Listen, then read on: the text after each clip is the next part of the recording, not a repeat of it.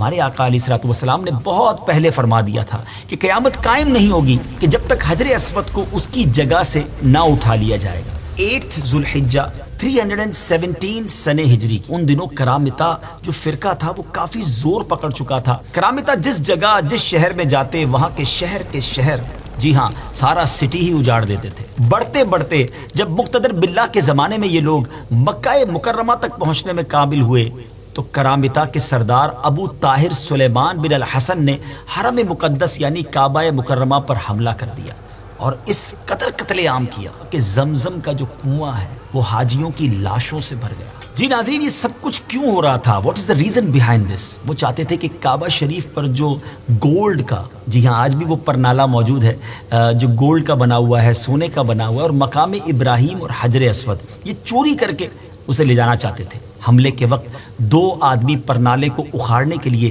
جب کعبہ شریف پر چڑھے مگر اسی وقت سر کے بل زمین پر گر کر جہنم واصل ہو گئے۔ مقام ابراہیم تو محفوظ رہا کیونکہ اس زمانے کے جو خادمین حرم تھے اسے پہاڑ کی گھاٹی میں اسے جا کر چھپا دیا تھا، مگر 14 ذو الحجہ ایئر 317 ہجری عصر کے وقت جعفر بن حلاج نے حجر اسود کو اکھاڑ لیا اور اپنے ساتھ ہجر کے مقام تک وہ لے گئے۔ حجر اسود انہی کے پاس رہا۔ ان سے بار بار اسلامی حکومتوں نے، جو زمانے کے لوگ تھے، انہوں نے مطالبہ کیا کہ اسے واپس دیا جائے۔ 50,000 سرخ دیناروں کی پیشکش بھی کی گئی مگر کوئی راہ نہیں نکلتی تھی۔ پھر فاطمیوں کی مداخلت کرنے سے یہ واپسی کا مطالبہ زور پکڑ گیا اور عبداللہ المہدی نے بھی ابو طاہر کو پیغام بھیجا کہ اگر حجر اسود واپس نہ کرو گے تو پھر جنگ کے لیے تیار ہو جاؤ۔